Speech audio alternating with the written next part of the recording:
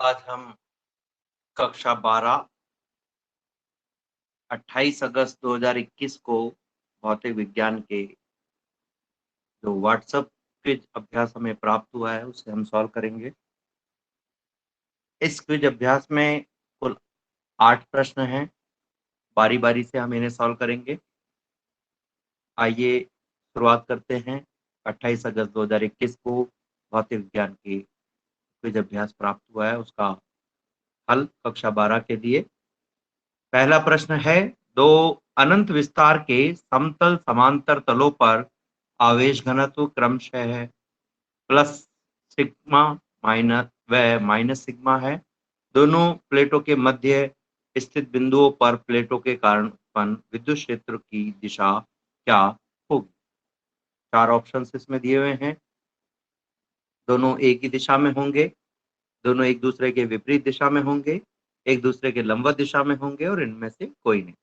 इसे समझने के लिए सबसे पहले हमें ये समझना होगा किसी चालक प्लेट के कारण विद्युत क्षेत्र की जो दिशा है वो किस दिशा में होती है।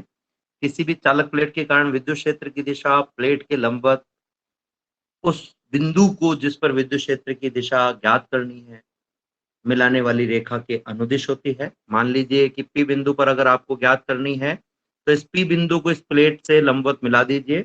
ये जो रेखा हमें प्राप्त हुई है इस रेखा पर ही विद्युत क्षेत्र की दिशा होगी। यदि ये प्लेट धनात्मक आवेशित है तो विद्युत क्षेत्र की जो दिशा है वो इस रेखा पर बिंदु की ओर होगी, यानी प्लेट के लंबवत बिंदु की ओर होगी।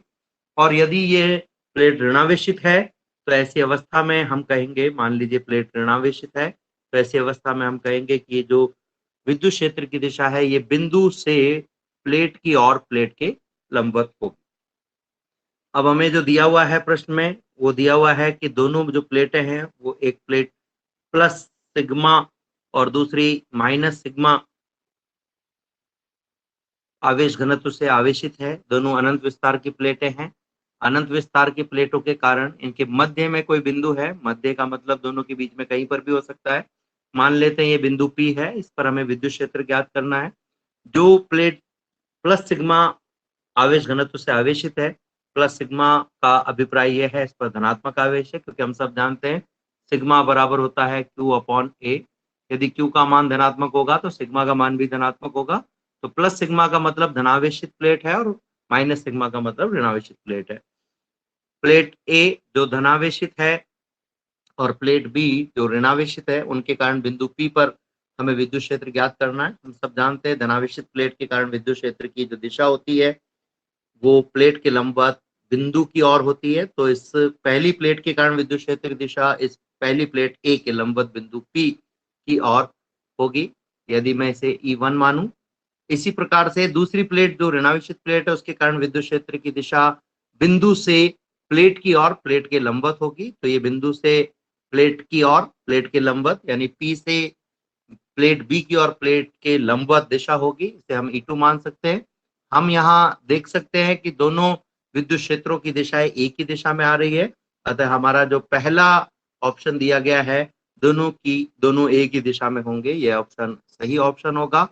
इसका आंसर पहला ऑप्शन 1 जो हमारे पास में दिया गया है वही इसका सही आंसर होगा। अगले प्रश्न की ओर अगर हम चलें तो अगला जो प्रश्न है वो एक न्यूमेरिकल है। किसी बंद पृष्ठ से प्रवेशित flux 800 newton into metre square प्रति कूलाम तथा निर्गत विद्युत फ्लक्स 400 न्यूटन मीटर स्क्वायर प्रति कूलाम है। बंद पृष्ठ द्वारा परिबद्ध आवेश की का मान हमें ज्ञात करना है।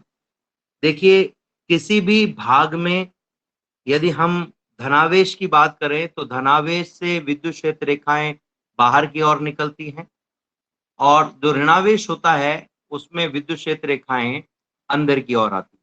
तो जब भी ये कहा जाता है कि किसी पृष्ठ में प्रवेशित फ्लक्स, इसका अभिप्राय ये है कि उस पृष्ठ पर या तो ऋणावेश है या तो उस पृष्ठ पर ऋणावेश है, इसके कारण उसमें विद्युत क्षेत्र रेखाएं प्रवेश कर रही हैं, या तो वो पृष्ठ ऋणावेशित है या उसके समीप कोई ऋणावेश है जिसके कारण विद्युत क्षेत्र रेखाएं जो है, सॉरी, उसके समीप कोई धनावेश है जिसके कारण विद्युत क्षेत्र रेखाएं इस प्लेट से होकर के गुजर रही है, यानी उस धनावेश के विद्युत क्षेत्र के कारण भी इसमें विद्युत फ्लक्स प्रवेश कर सकता है। परंतु फिलहाल हम ये कहेंगे कि जो प्रवेशित फ्लक्स है उसे हम ऋणात्मक लेंगे और जो निर्गत फ्लक्स है उसे हम धनात्मक लेंगे। तो प्रवेशित फ्लक्स जो है उसका मान हमारे पास में phi1 बराबर 800 न्यूटन इंटू मीटर स्क्वायर प्रति कूलाम ऋणात्मक रूप में होगा, और जो निर्गत फ्लक्स है 400 न्यूटन इंटू मीटर स्क्वायर प्रति कूलाम, इसे हम धनात्मक लेंगे।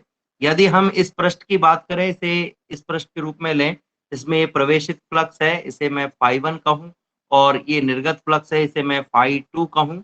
तो प्रवेशित और निर्गत फ्लक्स का जो कुल योग है वो इस पृष्ठ से संबद्ध या बंद पृष्ठ से संबद्ध फ्लक्स कहलाएगा। यानी कुल फ्लक्स हमें निकालना है बंद पृष्ठ से संबद्ध, तो दोनों को जोड़ना होगा। तो पहला मान हमारे पास में दिया हुआ है 800 न्यूटन इंटू मीटर स्क्वायर प्रति कूलाम, और दूसरा है 400 न्यूटन इंटू मीटर स्क्वायर प्रति कूलाम, लेकिन एक धनात्मक है और एक ऋणात्मक है। दोनों में से हम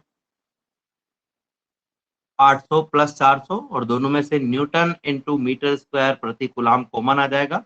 माइनस के 800 में प्लस के 400 जब हम जोड़ेंगे तो माइनस का 400 हमारे पास में आएगा। न्यूटन इंटू मीटर स्क्वायर प्रति कूलाम एज इट इज हमारे पास में आ जाएगा। तो ये फ्लक्स का मान होगा, लेकिन हमें इस प्रश्न में आवेश का मान निकालना है। हम सब जानते हैं गाउस के नियम से किसी बंद पृष्ठ से निर्गत विद्युत फ्लक्स, ये टोटल निर्गत विद्युत फ्लक्स हमारे पास में आया है, किसी बंद पृष्ठ से संबद्ध कुल विद्युत फ्लक्स हमारे पास में आया है। ये जो कुल विद्युत फ्लक्स है ये इस बंद पृष्ठ में परिबद्ध कुल आवेश का 1/ε0 गुना होता है। तो यहाँ से अगर हम समीशन ऑफ क्यू का मान निकालना चाहें तो हम कह सकते हैं summation of Q is equal to phi into epsilon naught, यानी फाई को एप्सिलॉन नॉट से मल्टीप्लाई कर दीजिए। तो फाई का मान हमारे पास में अभी हमने देखा माइनस का 400 न्यूटन इंटू मीटर स्क्वायर प्रति कूलाम हमारे पास में आया है, और जो एप्सिलॉन नॉट है उसका मान हम सब जानते हैं 8.854 इंटू 10 की घात माइनस का 12 coulomb square upon newton into metre square होता है। तो ये दोनों मान हमारे पास में आ गए हैं। यहाँ पर न्यूटन इंटू मीटर स्क्वायर से newton into metre square cut चुका है, और कूलाम से एक घात कूलाम की कट जाएगी। 400 को 8.854 से जब मल्टीप्लाई करेंगे तो आपके पास में आएगा 3541.6 माइनस में इंटू 10 की घात माइनस का 12। चूंकि जो मान दिया हुआ है हमारे पास में वो है 3541.6।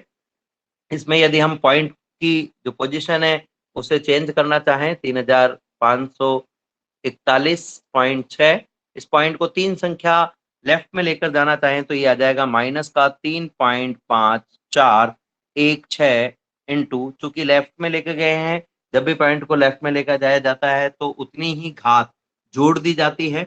10 की जो पावर दी हुई है उसमें तो 10 की पावर -12 दी हुई है। 3 संख्या हम लेफ्ट में लेके गए तो इसमें 3 जोड़ देंगे, आपके पास में आ जाएगा माइनस का 12 प्लस 3 यानी कि माइनस का 9। तो सही जो उत्तर हमारे पास में आ रहा है वो है माइनस का 3.4 इंटू 10 की घात माइनस का 9, जो कि दिए गए प्रश्न में दूसरे नंबर का ऑप्शन है। तो हम ये कह सकते हैं कि दूसरे नंबर का जो ऑप्शन है वो पूरी तरह से सही ऑप्शन है। अगले प्रश्न पर हम चलें, तीसरे प्रश्न पर हम चलें। तो तीसरा प्रश्न है गोलाकार गाउसीय पृष्ठ जिसका चित्र दिया हुआ है हमें, पर विद्युत क्षेत्र के प्रवाह की गणना करते समय विद्युत क्षेत्र किसके कारण होगा। तो अगर हम यहाँ पर इस गोले की बात करें तो ये प्लस क्यू आवेश इसके अंदर Q1 है, माइनस Q1 है और Q2 आवेश है। देखिए किसी भी बिंदु पर विद्युत क्षेत्र जो होता है उसके निकट सभी आवेशों के कारण होता है। धनात्मक आवेश के कारण विद्युत क्षेत्र रेखाएं बाहर की ओर यानी आवेश से दूर जाने की दिशा में होती है, यानी धनात्मक आवेश के कारण इस Q2 के कारण गोले में प्रवेश करेंगी विद्युत क्षेत्र रेखाएं, प्लस Q1 के कारण गोले से निर्गत होंगी विद्युत क्षेत्र रेखाएं, और माइनस Q1 के कारण भी इसमें प्रवेश करेंगी। यानी हम कह सकते हैं कि तीनों ही आवेशों के कारण विद्युत क्षेत्र रेखाओं का प्रवाह इस गोले से होगा। अब ये जो प्रश्न है ये थोड़ा सा हमें कभी कभी विचलित कर देता है। हम इस प्रश्न में को थोड़ा सा गलत समझ लेते हैं या गलत तरीके से ले लेते हैं, और हम ये सोचते हैं कि जो विद्युत क्षेत्र है वो केवल इस गोले के भीतरी आवेशों के कारण होगा। तो यह आंसर बिल्कुल गलत होगा। विद्युत क्षेत्र गोले के बाहरी और भीतरी सभी आवेशों के कारण होगा, जबकि फ्लक्स गोले से निर्गत फ्लक्स जो है वो केवल इसके द्वारा परिबद्ध आवेशों की पर ही निर्भर करता है। फ्लक्स जो है वो परिबद्ध आवेशों पर निर्भर करता है, विद्युत क्षेत्र परिबद्ध आवेशों पर निर्भर करने के साथ साथ बाहरी आवेशों पर भी निर्भर कर सकता है। इसका जो आंसर है वो है सभी आवेशों के द्वारा या सभी आयनों जो भी माने गए हैं, यदि आवेश माने गए तो आवेशों के कारण और आयन माने गए तो आयनों के कारण। तो इसका सही उत्तर जो है वो तीसरा ऑप्शन है, सभी आयनों के कारण। प्रश्न संख्या 4 जो है वो भी एक न्यूमेरिकल है। प्रश्न संख्या 4 है 1.2 मीटर त्रिज्या के किसी एक समान आवेशित चालक गोले के पृष्ठीय आवेश घनत्व का मान 80 माइक्रोकूलाम बटा मीटर स्क्वायर है। गोले का आवेश हमें ज्ञात करना है, तो बड़ा ही आसान सा सरल सा प्रश्न ये हमें दिया गया है। इस प्रश्न में हम देख सकते हैं, हम जानते हैं कि पृष्ठीय आवेश घनत्व किसी भी पृष्ठ पर सिग्मा बराबर आवेश और उस पृष्ठ के क्षेत्रफल के अनुपात के बराबर होता है। यदि हमें कुल आवेश निकालना है तो हम कह सकते हैं इस ए को इस तरफ लेके जाओ तो सिग्मा इंटू ए आ जाएगा। चूंकि गोला है और गोले का पृष्ठीय क्षेत्रफल जो होता है वो 4 पाई इंटू आर स्क्वायर होता है, तो कुल आवेश का मान sigma into 4 pi into R square से हम ज्ञात कर सकते हैं। सिग्मा का जो मान है हम सब जानते हैं, दिया हुआ भी है 80 माइक्रो कूलाम दिया हुआ है, तो माइक्रो को हम जब चेंज करेंगे तो 10 की घात माइनस का 6 आ जाएगा। कूलाम प्रति मीटर स्क्वायर हमारे पास में होगा, इंटू 4 इंटू पाई यानी 3.14 इंटू 1.2 मीटर का स्क्वायर। जैसे ही हम इस स्क्वायर को खोलेंगे तो 1.2 मीटर जो है वो हमें 2 बार यहाँ लिखना होगा। तो ये आप देख सकते हो कि इसको जब हम सॉल्व करेंगे तो इस तरीके से हमारे पास में आएगा क्यू बराबर sigma into 4 pi R square, जहां पर पाई सिग्मा का मान 80 इंटू 10 की घात माइनस 6 कूलाम प्रति मीटर स्क्वायर है। 4 की जगह 4 है, पाई की जगह 3.14 है और आर की जगह 1.2 मीटर इंटू 1.2 मीटर क्योंकि इसका स्क्वायर लिया गया है। तो यहाँ पर आप देख सकते हो मीटर इंटू मीटर से ये मीटर स्क्वायर कैंसिल हो गया है। बाकी बची हुई संख्याएं हैं 4, 1.2, 1.2, 3.14 और 80। तो इन सभी संख्याओं को हमें गुणा करना है। मुझे नहीं लगता है कि ये गुणा करना आप सभी छात्रों के लिए एक मुश्किल काम होगा, एक बड़ा आसान सा काम है। जब आप इन सभी को गुणा करेंगे तो आपके पास में 1446.9 आएगा। 10 की घात माइनस 6 ऑलरेडी हमारे पास में है। चूंकि मीटर स्क्वायर कट चुका है तो मात्रक में हमारे पास कूलाम बचा है। ये जो पॉइंट आपके पास में है 1446.9 इंटू 10 की घात माइनस का 6, इस पॉइंट को 3 संख्या लेफ्ट में लेके जाएं तो आपके पास में आ जाएगा 1.4469 इंटू, जैसे कि मैंने पहले भी बताया था पॉइंट को जब लेफ्ट में लेके जाते हैं तो घात उतनी ही अंक जुड़ जाती है। तो माइनस का 6 है, 3 संख्या लेफ्ट में लगे तो 3 इसमें जुड़ जाएगा, माइनस का 6 प्लस 3 आपके पास में रह जाएगा माइनस का 3। तो इस प्रकार से 10 की घात माइनस 3 आ जाएगी और इसको जब पूर्णांकित करेंगे हम तो हमारे पास में आ जाएगा 1.4। ये जो 9 है इसे पूर्णांकित करेंगे तो 7 आ जाएगा, 7 को पूर्णांकित करेंगे तो 5 आ जाएगा। तो 4 1.4 तो 10 की घात माइनस का 3 पास में आवेश का मान होगा। इस प्रकार से आवेश का मान हम आसानी से ज्ञात। अगला जो प्रश्न है वो इसी पिछले प्रश्न से जुड़ा हुआ है, इसी पिछले प्रश्न पर आधारित है। प्रश्न है 1.2 मीटर त्रिज्या के किसी एक समान आवेशित चालक गोले के पृष्ठीय आवेश घनत्व 80 माइक्रो कूलाम प्रति मीटर स्क्वायर है कि गोले के पृष्ठ से निर्गत कुल विद्युत फ्लक्स ज्ञात कीजिए। इसमें पिछले प्रश्न की हम बात करें, प्रश्न संख्या 4 जिसका ऑप्शन नंबर 1 सही ऑप्शन था, जो हमने ज्ञात किया था 1.45 इंटू 10 की घात माइनस 3, ये आवेश की मात्रा है। इसको हम इस प्रश्न संख्या 5 में भी काम में ले सकते हैं। प्रश्न संख्या 5 में हमें 4 ऑप्शन दिए गए हैं, माइनस का 0.08 इंटू 10 की घात minus 8 newton into metre square प्रति कूलाम, या धनात्मक रूप से यही मान दूसरे ऑप्शन में दिया गया है। तीसरे ऑप्शन में 1.6 इंटू 10 की घात minus 8 newton into metre square प्रति कूलाम है और चौथे ऑप्शन में जो तीसरे ऑप्शन का मान है वही ऋणात्मक रूप से दिया गया है। अब इस प्रश्न को हम सॉल्व करें तो हम सब जानते हैं कि फ्लक्स जो होता है किसी भी बंद पृष्ठ से संबद्ध फ्लक्स जो होता है पाई, उसका मान हमेशा ही Q अपॉन एप्सिलॉन नॉट के बराबर होता है। जबकि Q का जो मान है अभी अभी हमने देखा कि सिग्मा बराबर Q upon 4 pi R square या 4 pi upon A, Q upon A लिख सकते हैं। यहाँ से Q बराबर हो जाएगा सिग्मा इंटू ए। ये जो सिग्मा इंटू ए है ये मान यहाँ रख दीजिए तो आपके पास में आ जाएगा फाई का मान आ जाएगा आपके पास में फाई बराबर sigma into a upon epsilon of naught. Sigma into a में जो ए का मान है वो 4 पाई आर स्क्वायर है। 4 पाई सॉरी सिग्मा तो हमें लिखना ही है, sigma into 4 pi R square upon epsilon of naught है। अब हम चाहें तो पिछले प्रश्न से यहाँ पर ये जो sigma into 4 pi into R square लिया है, इसकी जगह सीधे क्यू का मान जो हमने निकाला था वो भी हम लिख सकते हैं। लेकिन मैंने ये पूरा फॉर्मूला इसलिए जानबूझकर लिखा है, जब भी परीक्षा में प्रश्न आएगा तो प्रश्न संख्या 4 और 5 दोनों एक साथ नहीं आएंगे, अलग अलग आएंगे। तो जब अलग अलग आएंगे तो किस तरीके से हमें सॉल्व करना है ये हम यहाँ देखेंगे। तो जो मैं सॉल्व कर रहा था उसी को मैं बता सकता हूँ वापस से कि पृष्ठीय आवेश घनत्व का जो सूत्र है वो होता है सिग्मा बराबर क्यू अपॉन ए। यहाँ से यदि हम क्यू निकालना चाहें तो क्यू बराबर होगा सिग्मा इंटू ए। चूंकि ये गोला है और गोले के लिए पृष्ठीय क्षेत्रफल ए का सूत्र होता है 4 पाई आर स्क्वायर, तो क्यू आवेश का मान sigma into 4 pi R square हो जाएगा। गाउस के नियम से हम सब जानते हैं कि फ्लक्स जो होता है फाई वो आवेश का 1 अपॉन एप्सिलॉन नॉट गुना होता है, यानी कि Q अपॉन एप्सिलॉन नॉट के बराबर होता है। यदि समीकरण 1 से हम Q का मान इस समीकरण में रख दें तो हमारे पास में आ जाएगा फाई बराबर sigma into 4 pi R square upon epsilon naught. अब यहाँ पर आप आवेश घनत्व का मान, सिग्मा का मान, 4 पाई और आर का मान रख सकते हैं जैसे हमने पहले रखा था। आवेश घनत्व का मान पहले की तरह ही 80 माइक्रो कूलाम है, तो 80 की जगह 80 है। माइक्रो की जगह 10 की घात -6 ले लिया गया है। कूलाम बटा मीटर स्क्वायर है, पहले की तरह ही 4 की जगह 4 है। पाई की जगह 3.1 1.2 इंटू 1.2, चूंकि यहाँ पर स्क्वायर है इसलिए। नीचे अगर हम एप्सिलॉन की बात करें तो 8.854 इंटू 10 की घात -12 कूलाम स्क्वायर प्रति न्यूटन अपॉन मीटर स्क्वायर है। यहाँ आप देख सकते हो पहले की तरह ही जो 1.2 मीटर इंटू 1.2 मीटर का मीटर है वो नीचे मीटर स्क्वायर से कैंसिल हो जाएगा।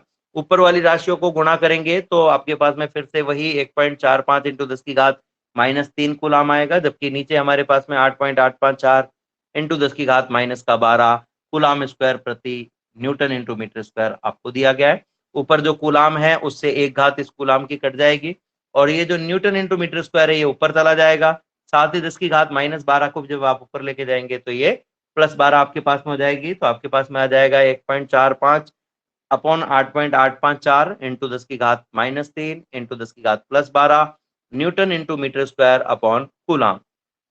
10 की घात -3 प्लस 10 की घात 10 की घात -3 इंटू 10 की घात प्लस का 12, क्योंकि आधार समान है घातें जुड़ जाएंगी, तो -3 में +12 जोड़ेंगे तो प्लस का 9 आपके पास में आ जाएगा। 1.45 में 8.854 का जब आप भाग देंगे तो आपके पास में 0.16 आएगा। अब की बार हमारे पास में 0.16 इंटू 10⁹ है। जैसे ही आप पॉइंट को राइट में लेके जाएंगे तो आपके पास में जो भी घात होगी उसमें एक आपको घटा देना है। जब लेफ्ट में लेके जाते हैं तो एक घात हम जोड़ते हैं, तो राइट में ले जाने पर एक घात घटा देंगे। 9 - 1 यानी कि 8 हो जाएगा। तो 1.6 इंटू 10 की घात 8 newton into metre square upon coulomb.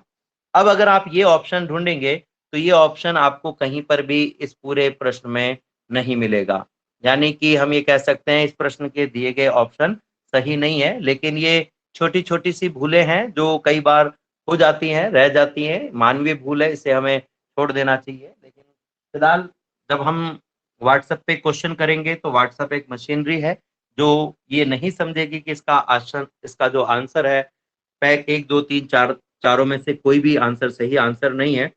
उसे जो कमांड दिया गया है वही सही माना जाएगा और बाई मिस्टेक +8 घात को -8 घात करके कमांड तीसरी दे दी गई है, क्योंकि तीसरे से ये मिलता जुलता आंसर है, बस घात का जो चिन्ह है वो बदल गया है, -8 आ गया है, +8 होना चाहिए था। तो इसका जो सही आंसर है व्हाट्सएप के जो अभ्यास के हिसाब से तीसरा होगा, लेकिन वास्तविक रूप से इसका सही आंसर 1.6 इंटू 10 की घात प्लस का 8 न्यूटन इंटू मीटर स्क्वायर प्रति कूलाम होगा।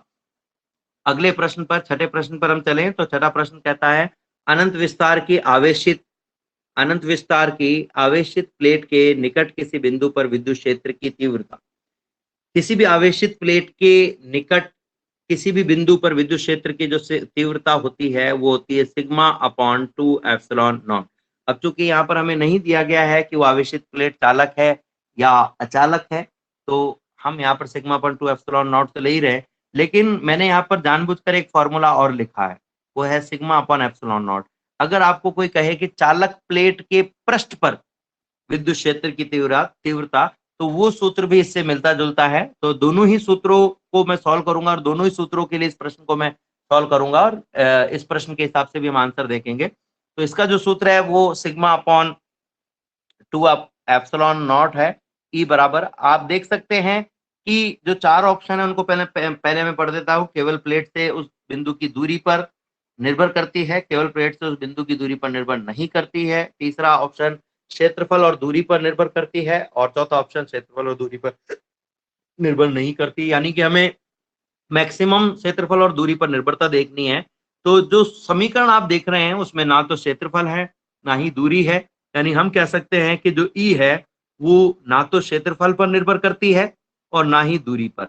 जब मैं लिखता हूं ई इज प्रोपोर्शनल टू ए की पावर 0 या आर की पावर 0, इसका मतलब है ये इस पर निर्भर नहीं करती है। अब यहाँ पर पहली बात तो ये दूरी और क्षेत्रफल दोनों पर ही निर्भर नहीं कर रही है, तो जो निर्भर करती है वाले ऑप्शन है वो ऑप्शन नंबर 1 और ऑप्शन नंबर 3 ये तो अपने आप ही खारिज हो जाते हैं। अब बचता है ऑप्शन नंबर 2 और ऑप्शन नंबर 4।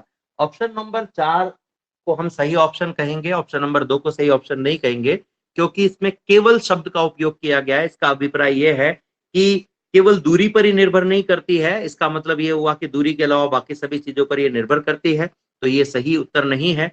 हाँ, अगर इसी जगह ये होता कि प्लेट से उस बिंदु की दूरी पर निर्भर नहीं करती, केवल शब्द नहीं होता इसमें, तो हम कहते हैं कि प्रश्न संख्या 6 का दूसरा आंसर भी सही है और चौथा आंसर भी सही है, पर चूंकि केवल शब्द का प्रयोग किया गया है इसलिए हम ये कहेंगे कि प्रश्न संख्या 6 का जो दूसरा आंसर है वो पूरा आंसर नहीं है।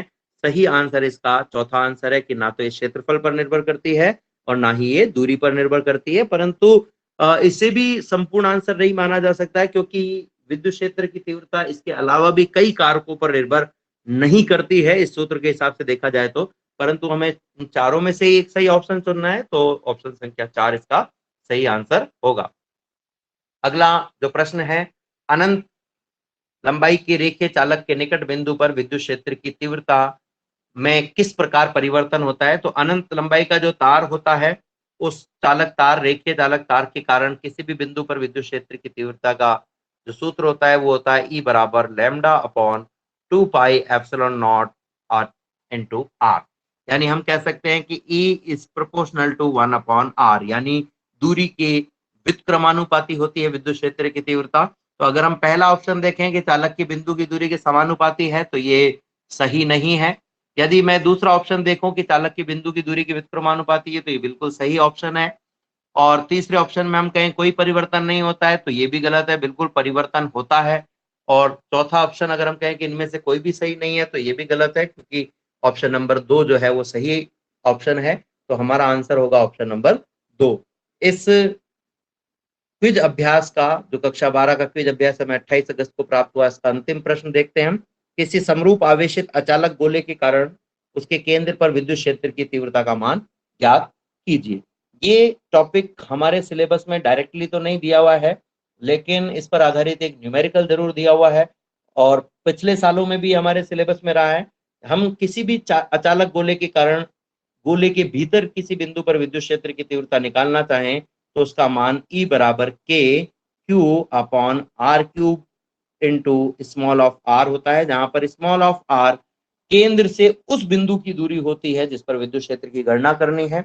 मैंने बाहरी बिंदु के लिए इसलिए नहीं लिया है क्योंकि बाहरी बिंदु के लिए चालक गोले, अचालक गोले या अन्य गोलों के लिए जो व्यवहार होता है वो समान होता है, नंबर एक बात। दूसरी बात, हमें केंद्र पर ज्ञात करना है और केंद्र जो है वो आंतरिक बिंदु है, तो केंद्र से केंद्र बिंदु की ही दूरी हमें लेनी हो तो केंद्र से केंद्र बिंदु की दूरी ऑब्वियसली ये जो आर है इसका मान 0 हो जाएगा। आर का मान अगर 0 हो जाएगा तो हम कहेंगे विद्युत क्षेत्र का मान भी 0 हो जाएगा, यानी अचालक गोले के केंद्र पर विद्युत क्षेत्र का मान 0 होता है। तो इसका जो ऑप्शन नंबर 1 है वो सही ऑप्शन होगा, सही आंसर इसका ऑप्शन नंबर 1 होगा। इस प्रकार से ये आज जो हमें 28 अगस्त को क्विज अभ्यास कक्षा 12 का प्राप्त हुआ है इसका सॉल्यूशन है। उम्मीद करता हूं आपके लिए ये हेल्पफुल रहेगा। अगर आपको ये सही लगता, अच्छा लगता है, समझ में आता है तो मेरे चैनल को सब्सक्राइब करें और शेयर करें। धन्यवाद।